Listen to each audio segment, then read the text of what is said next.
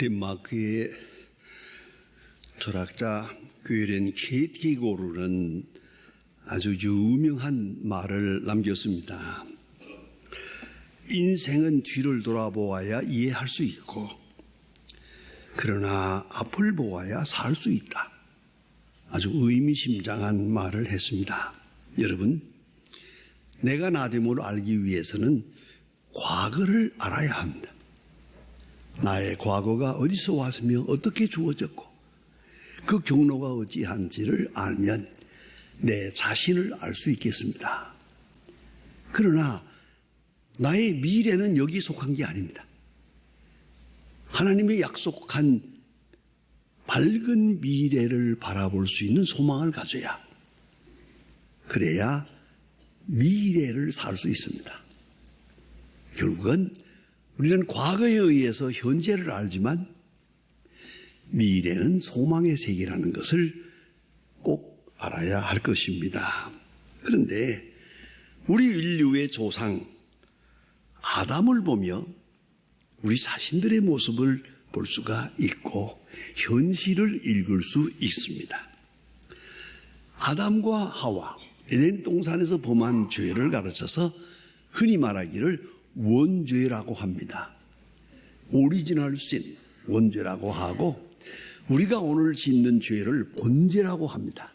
그래서 신학적으로는 원죄와 본죄의 관계를 아주 깊이 많은 시간을 들여서 연구하고 가르칩니다.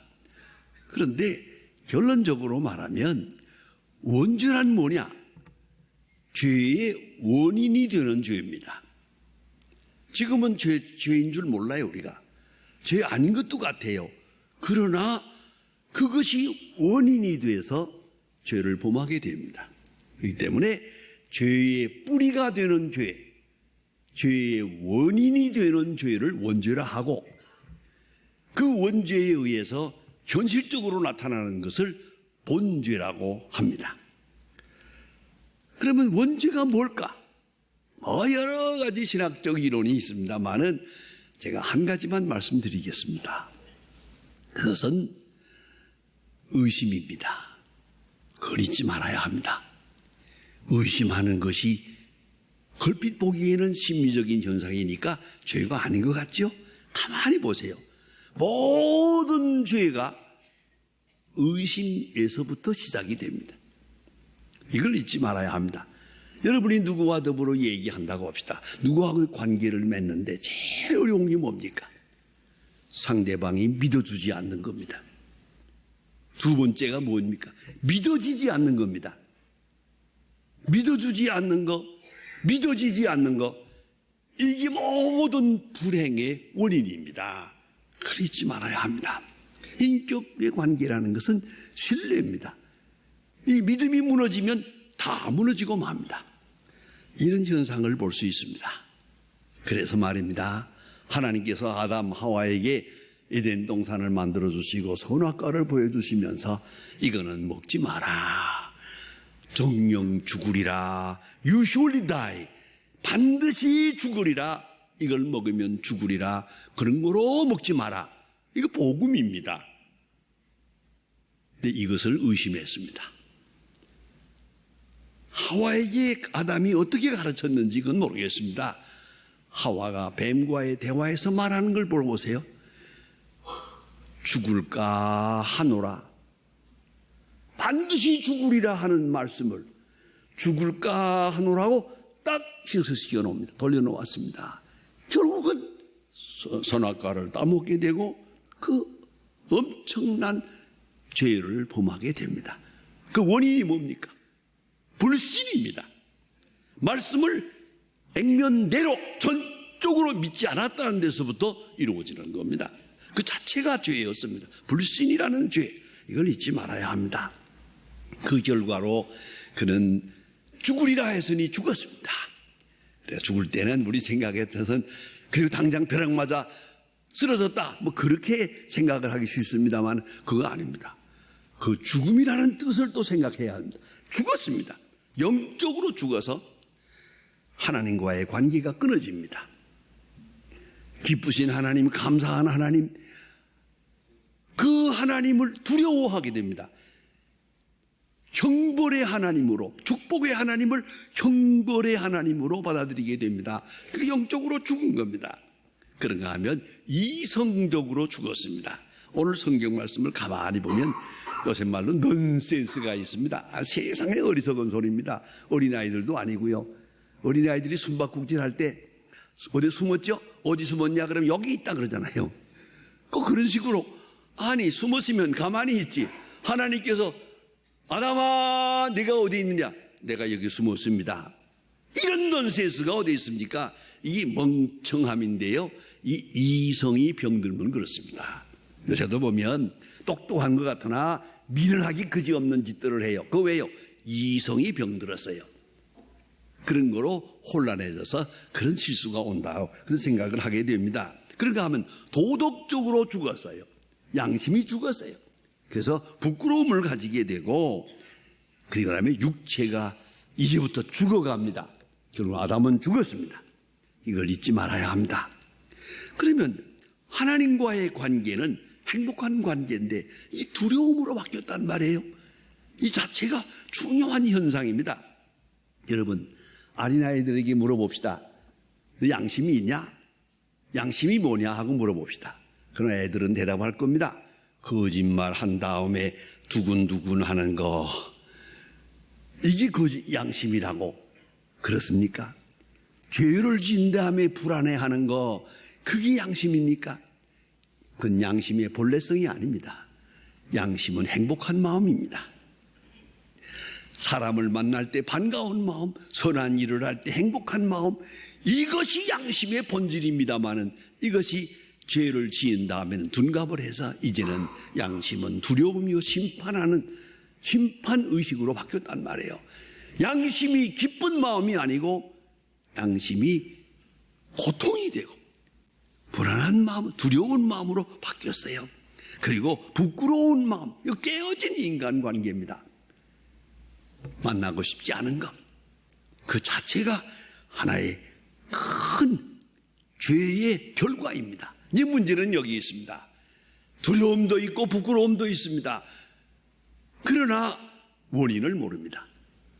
마치 우리가 병에 걸리면 아픈 건 알지만 왜 아픈지는 모르는 것처럼 우리가 죄를 짓고 죄로 인하여 고통을 당하면서도 그 원인을 모르고 있다는 말입니다.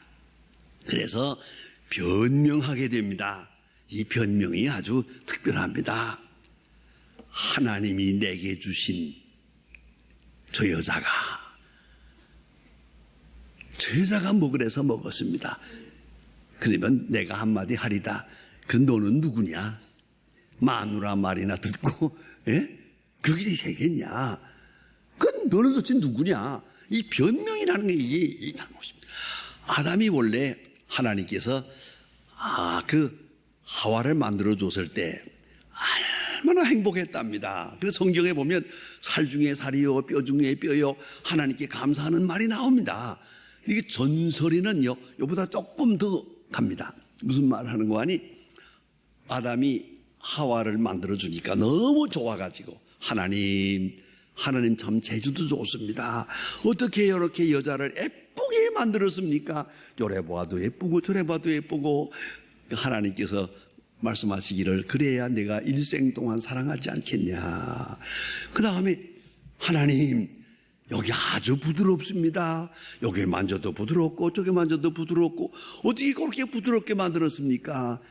이놈아 그래야 네가 밤새껏 주무를 거 아니가.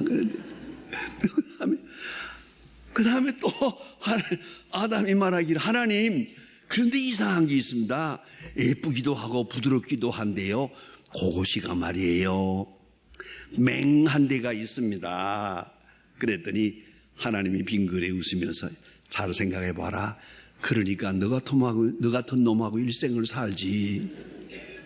여자는 맹해야 삽니다. 똑똑하면 못 살아요. 그거는요. 그렇지 않습니까? 그래 이렇게 좋았단 말이에요. 이렇게 좋았는데 오늘 와서 이 여자가 나를 범죄케 했습니다. 이렇게 말하고 변명하고 있잖아요. 핑계하고 있잖아요. 이거 참 불행한 일이 올시다. 이 말은 한마디 더 말합시다. 하나님이 내게 주신 이 여자가, 이렇게 말합니다. 그 책임이 하나님께 있습니다. 모든 원망은 그렇습니다. 여러분 아마도 그럴 겁니다. 하나님이 내게 주신 축복 때문에, 내게 주신 마누라 때문에, 내게 주신 남편 때문에, 누구 때문에 내가 범죄, 다 그렇게 말하는 거예요. 다 남 때문이야.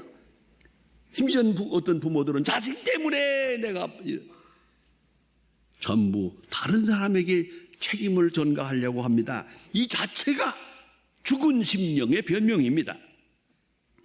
그리고 숨었습니다. 하나님을 낯을 피해서 숨을 수 있습니까? 숨을 수 없는데 숨었습니다. 숨으려고 했습니다. 그 자체가 병든 심령입니다. 그런데 하나님께서 찾아오십니다. 하나님께서 찾아오십니다. 그리고 부르십니다. 또 물으십니다. 중요합니다. 묻는다는 말은 스스로 생각하게 하는 말입니다. 내가 물으니 내가 대답해라. 아담아, 네가 어디 있느냐?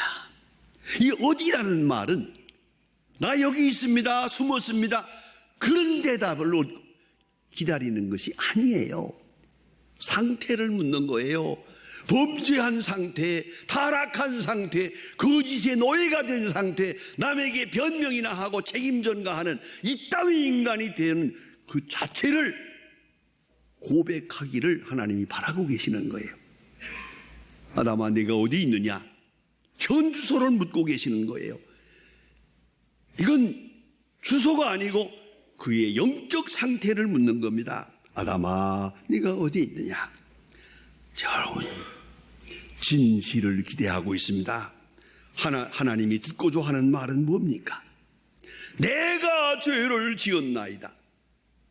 이 여자가 지은 죄도 내가 지은다이다 라고 말했어야죠. 아담이 하와에게 어떻게 가르쳤기에 하와가 이렇게 말하는 겁니까? 그 책임이 남편에게 있는 거지, 하와에게 있는 게 아니거든요. 하나님은 무엇을 바라고 있습니까? 내가 죄를 지었나이다, 내 책임입니다 라는 고백을 듣고 싶었던 겁니다. 그러나 그 대답이 나오질 않았습니다. 엘리자베스 큐블러라고 하는 유명한 이 죽음의 심리학을 한평생 한 그런 분이 계십니다. 제가 이분의 책을 무척 많이 읽었는데요, 죽음의 심리학을 한평생 연구했습니다. 그리고 돌아가시기 전에 마지막으로 쓴 책이 인생 수업입니다. 죽음을 생각하며 일생을 연구하고 보니 사람의 일생이란 죽음을 앞에 놓고 계속 공부하는 것이다. 인생 수업, 공부를 하는데 그럼 뭘 배우자는 거냐? 한평생을 통해서 첫째가 두려워할 것도, 비판도, 분노도, 화를 내고 뭐 엎치락 뒤치락 하는 것 같아도 마지막에는 용서를 배워야 한다.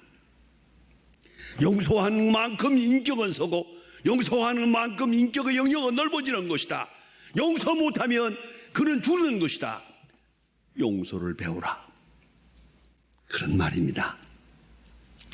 이런 재미있는 얘기가 있습니다. 어떤 시골의 목사님이 설교하면서, 여러분 용서하십시오. 누굴 미워하면 안 됩니다. 미워하면 안 됩니다. 스스로 절대로 다 용서해버려야 합니다 라고 설교하면서, 여러분 누구를 미워하는 사람이 없는, 나는 미워하는 사람 없습니다 하는 사람 손 드세요. 그랬더니 아무도 없어요. 맨 앞에 앉은 할아버지가 손 번쩍 들어요. 그러니까 할아버지는 미워하는 사람 없어요? 없어요. 아니 어떻게 아무도 미워하지 않는 깨끗한 영혼으로 살아갈 수 있었습니까? 그 비결을 가르쳐 주세요 하고 할아버지에게 물었더니 할아버지가 빙그레 웃으면서 하는 말이, 다 죽었어. 내가 미워하던 사람 다 죽었어. 죽기 전에 미워하지 말아야지. 여러분 꼭 잊지 말아야 합니다. 용서를 배워야 됩니다. 또 그 다음에는 예상치 못한 사건에 대해서 이제는 수용하는 자세가 있어야 합니다. 내 생각대로 되는 일 없잖아요. 내 생각대로 안 되는 일들을 보면서 그 속에 깊은 곳에 있는 하나님의 뜻을 헤아릴 줄 아는 지혜, 그것이 나이 먹어가면서 배워야 될 인생 수업이다. 또한 사랑의 관계를 잃지 말아야 합니다. 이런 사람을 보고도 사랑하고 저런 사람을 보고도 용서하고 사랑하는 그런 사람으로 살아가야 한다. 그리고 행복을 배워야 한다. 행복은 물리적인 게 아닙니다. 여러분 스스로 행복할 줄 알아야 합니다. 여러분 나이 드신 분들은 어떻게 하면 좋겠습니까? 봉사가 뭡니까? 봉사 돈으로 하는 거 아니에요. 말 한마디 얼굴빛으로 하는 겁니다. 잘 생각해 보세요. 누굴 만났을 때 딱 만나자마자 아이고 얼굴 좋아졌네요. 그것도 무슨 좋은 일이 있습니까? 이런 말을 듣도록 살아야 돼요. 그런데 딱 만나자마자 어디 아파요? 이런 구제 대상이 돼서는 안 되는 거예요. 아주 연세는 높으신데 얼굴이 환한 걸 보며 아니 무슨 좋은 일이 있습니까? 이게 사회봉사예요. 사회봉사. 돈 안 들고 봉사하는 거예요. 제가 이 병원을 방문했을 때도 보면 두 가지 사람이 있어요. 그냥 아프다고 소리 지르고 의사 욕하고 간호원 욕하는 사람이 있어요. 그건 끝까지 악마예요. 그거는. 아니 소리 지른다고 안 아픈가? 기왕에 여기 왔으면 간호원에게도 고맙습니다. 선생님들도 고맙습니다. 그러면 안 됩니까? 좀 그 정도는 돼야지. 죽어가는 사람이 아직도 철을 들지 못했어요. 정신 차리세요. 이제는 밝은 얼굴로 그저 어떻게 하면 다소라도 말 한마디라도 다른 사람을 기쁘게 할까 행복을 알고 행복 전도사로 살아가야 하는 것이에요. 그러기 위해서는 아무것도 변명하지도 말고 남에게 책임을 전가하면 안 돼요. 하나님이 바라시는 게 뭡니까? 내가 죄를 지었나이다. 저 마누라 죄진 것도 내가 죄를 지었나이다. 모든 것 근본은 나 자신에게 있습니다. 하나님, 내가 죄를 지었습니다. 이랬다면 내 생각은 하나님이 어떻게 했을까? 그래, try again. 다시 한번 해보자 라고 말씀하셨을 것 같아요. 적어도 에덴 동산에서 쫓겨나지는 않았을 것 같아요. 왜 쫓겨났느냐? 회개하지 않았기 때문에. 그가 아직도 자기 인생의 현수소를 몰랐기 때문에 그는 에덴 동산 밖으로 쫓겨나는 신세가 되었더란 말입니다. 오늘도 하나님은 우리에게 묻습니다. 아담아, 내가 어디 있느냐? 아담이라는 말은 히브리 말로 사람이라는 말이랍니다. 단어를 가보면 아담아 하는 말은 인생아 하는 말도 되고요. 그걸 또 여성명사로 아담아라고 말하면요, 그건 흙이란 말입니다. 흙덩어리야. 인생아 하는 말은 이 흙덩어리야. 어디에 있느냐? 현소를 분명히 해야 됩니다. 내가 죄를 지었나이다. 추워도 변명하지 마시고 남에게 책임을 묻지 마세요. 누구 때문도 아닙니다. 아니, 나 때문에 다른 사람이 불행합니다. 다른 사람 때문에 내가 불행한 게 아닙니다. 그러한 진실 말입니다. 이제 묻습니다. 아담아, 너는 어디 있느냐? 바른 대답을 해야 할 것입니다.